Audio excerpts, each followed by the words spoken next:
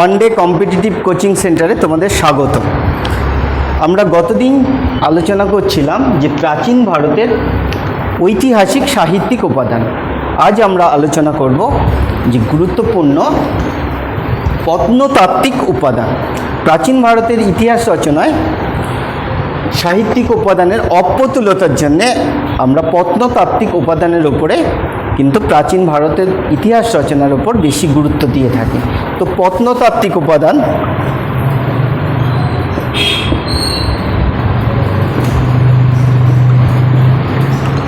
এই প্রত্নতাত্ত্বিক উপাদানকে আমরা মোটামুটিভাবে তিনটে ভাগে ভাগ করে থাকি।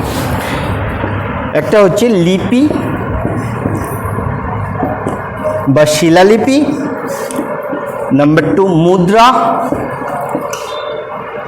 আর স্থাপত্য ভাস্কর্য। এই তিনটে ভাগে মোটামুটি ভাগে ভাগ করতে পারি। তো লিপি, এই লিপির ওপরে কিন্তু আমাদের প্রাচীন ভারতের ইতিহাস রচনা অনেকটা নির্ভর করে থাকে। লিপি থেকে আমরা কি কি জানতে পারি? লিপি থেকে আমরা জানতে পারি যে সাল তারিখগুলো আমরা জানতে পারি, সন তারিখ যেগুলো, রাজার রাজ্য জয়, তার সীমানা,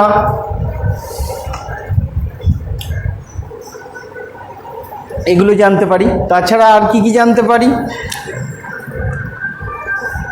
রাজার রাজ্য জয়, রাজ্য বিস্তার, এগুলোও জানা যায়। সঙ্গে সঙ্গে আমরা দেখছি যে লিপিগুলো যখন পাথরের ওপর লেখা হচ্ছে তখন আমরা সেগুলোরে বলছি শিলা বা শিলালিপি। শিলালিপি যখন লোহার উপরে লেখা হচ্ছে তখন আমরা বলছি লৌহস্তম্ভ, যখন তামার উপরে লেখা হচ্ছে তখন আমরা বলছি তাম্রশাসন। তো প্রত্নতাত্ত্বিক খনন কার্যের ফলে এইরকম অনেক লিপি আমরা পেয়ে থাকি। সবচেয়ে বেশি পরিমাণ যে রাজার লিপিগুলো আমরা পেয়ে থাকি সেটা হচ্ছে সম্রাট অশোক। সম্রাট অশোকের লিপিটা আমরা সবচেয়ে বেশি পরিমাণ পেয়ে থাকি। তো এই সম্রাট অশোককে এই কারণে আমরা ভারতীয় লিপির জনক বলে থাকি। তো এই অশোকের শিলালিপিগুলো 1837 খ্রিস্টাব্দে জেমস প্রিন্সেপ কিন্তু প্রথম পাঠোদ্ধার করেছিল। তো এই ধরনের কোশ্চেন তোমাদের পরীক্ষাতে আসতেই পারে যে অশোকের শিলালিপিগুলো কে পাঠোদ্ধার করেছিল, ভারতীয় শিলালিপির জনক কাকে বলবো। তো এইরকমভাবে আসতে পারে। তো এই লিপি দেখতে গিয়ে আমরা দেখতে পাই যে আমাদের গুরুত্বপূর্ণ কিছু লিপি আমরা দেখছি যে জুনাগড় শিলালিপি। জুনাগড় শিলালিপি, একে আমরা আরও আরেকটা নামে ডেকে থাকি, এটাকে আমরা বলি গিরনার শিলালিপি। গিরনার শিলালিপি। তো এই গিরনার শিলালিপি বা জুনাগড় শিলালিপি এর লেখককে, এর লেখক হচ্ছে, এটা আমরা শক রাজা রুদ্রদমন সম্পর্কে জানতে পারছি। তো এইরকম আরেকটা শিলালিপি আছে, আমরা দেখি এলাহাবাদ প্রশস্তি।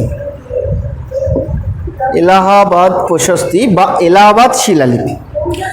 এই এলাহাবাদ শিলালিপি বা প্রশস্তির আরও আরেকটা নাম আমরা দেখতে পাই, এটাকে প্রয়াগ প্রশস্তি। প্রয়াগ প্রশস্তি বা প্রয়াগ শিলালিপি বলা হয়।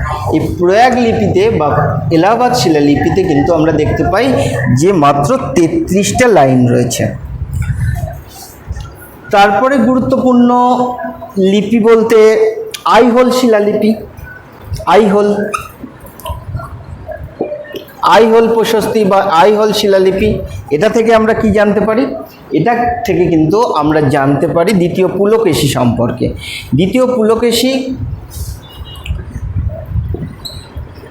সম্পর্কে আমরা জানতে পারছি এর লেখককে, এর লেখক কিন্তু রবি কীর্তি। তো এটা আমাদের পরীক্ষাতে অনেকবারই এসছে যে আইহোল শিলালিপি কে লিখেছে, এলাহাবাদ শিলালিপি কে লিখেছে। তো এইভাবে কোশ্চেনগুলো দেওয়া থাকে। আমরা যদি সাতবাহন রাজাদের দেখি তাহলে কিন্তু আমরা আরও গুরুত্বপূর্ণ দুটো শিলালিপি দেখতে পাই। একটা হচ্ছে নাসিক প্রশস্তি, নাসিক প্রশস্তি, আরেকটা দেখতে পাই নানাঘাট শিলালিপি। তো নাসিক প্রশস্তি এই লিপিটায় আমরা দেখতে পাই যে গৌতমী পুত্র সাতকর্ণীর কীর্তি কাহিনী বর্ণনা হয়েছে। তো এই গৌতমী পুত্র সাতকর্ণী মৃত্যুর 17 বছর মতান্তরে 19 বছর পরে এটা লেখা হচ্ছে, আর এটা লিখছে তার মা গৌতমী বালশ্রী। এই কারণে কিন্তু এই প্রশস্তিটাকে আমরা বলছি পুত্রহারা মায়ের শোকগাথা। তেমনি নানাঘাট শিলালিপি, এটা থেকে আমরা জানতে পারছি যে প্রথম সাতকর্ণী তার কীর্তি কাহিনী। এই প্রথম সাতকর্ণীর স্ত্রী ছিলেন নয়নিকা। এই নয়নিকা কিন্তু এই প্রশস্তিটা লিখছে। আমরা প্রাচীন ভারতের আরও অনেক গুরুত্বপূর্ণ লিপি দেখতে পাচ্ছি, যেমন বাদল প্রশস্তি বা বাদল তাম্রশাসন। তেমনি দেখতে পাই খালিমপুর তাম্রশাসন। খালিমপুর তাম্রশাসন, তো এগুলো তামার পাতের ওপর লেখা হচ্ছে, এই কারণে আমরা একে বলছি যে তাম্রশাসন, তামার পাতের উপর। খালিমপুরটা খুবই ইম্পর্টেন্ট। খালিমপুর থেকে আমরা কি জানতে পারছি? খালিমপুর তাম্রশাসন থেকে আমরা ধর্মপালের কথা জানতে পারছি। তেমনি রয়েছে নালন্দা লিপি। নালন্দা লিপি, এই নালন্দা লিপি কিন্তু আমরা প্রথম মহিপাল সম্পর্কে জানতে পারছি। তেমনি আমাদের শশাঙ্কের একটা বিখ্যাত লিপি ছিল গঞ্জাম লিপি। গঞ্জাম লিপি, এই গঞ্জাম লিপি থেকে কিন্তু আমরা শশাঙ্কের কথা জানতে পারি। আরও একটা শিলালিপি দেখো, ভিতারি শিলালিপি। এই ভিতারি শিলালিপি থেকে কিন্তু আমরা স্কন্দগুপ্তের কথা জানতে পারি। তো স্কন্দগুপ্ত, তাকে আমরা ভারতের রক্ষাকর্তা বা সেভিয়ার অফ ইন্ডিয়া বলছি। তো তিনি কি করেছিলেন? হুন আক্রমণ প্রতিহত করেছিলেন। তো ভিতারি শিলালিপি থেকে কিন্তু আমরা হুন আক্রমণের কথা জানতে পারি। তেমনি মাধুবনী তাম্রশাসন বলে একটা লিপি রয়েছে, মাধুবনী তাম্রশাসন। মাধুবনী তাম্রশাসন, এই মাধুবনী তাম্রশাসন থেকে আমরা কি জানতে পারি? এটা কিন্তু আমরা হর্ষবর্ধন সম্পর্কে জানতে পারি। হর্ষবর্ধন থানেশ্বরের পুষ্যপতি বংশের রাজা ছিলেন। তিনি 606 সিংহাসনে আরোহণ করেছিলেন। এই 606 কে আমরা কি হিসাবে জানি? এটা হর্ষাব্দ হিসাবে জানি। তেমনি মেহেরৌলির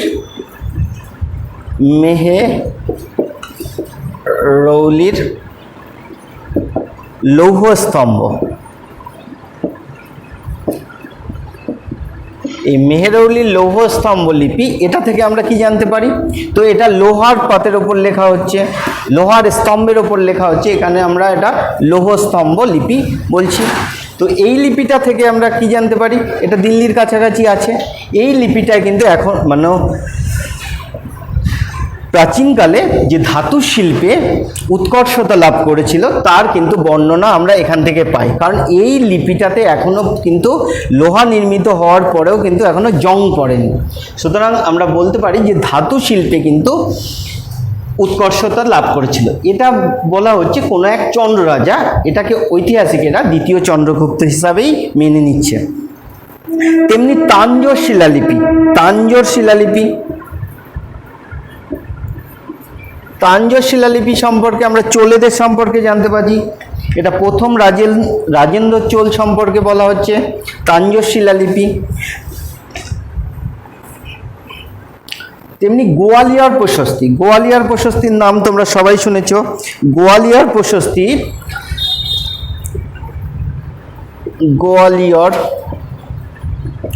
গোয়ালিয়র প্রশস্তি, এটার থেকে আমরা কি জানতে পারি?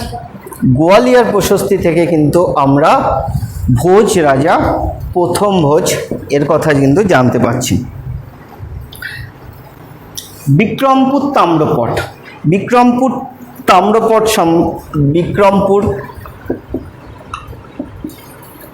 তাম্রপট, এই বিক্রমপুর তাম্রপট থেকে আমরা বিজয় সেনের কথা জানতে পারি। বিজয় সেন, তিনি সেন বংশের প্রকৃত প্রতিষ্ঠাতা ছিলেন। এই বিজয় সেন সম্পর্কে জানতে পারছি। তেমনি কলিঙ্গ শিলালিপি, কলিঙ্গ শিলালিপি, কলিঙ্গ শিলালিপি তোমরা সবাই বুঝতে পারছো, তাহলে অশোক সম্পর্কে জানতে পারবো। তেমনি অশোকের একটা গুরুত্বপূর্ণ শিলালিপি ছিল 13th রক এডিক্ট।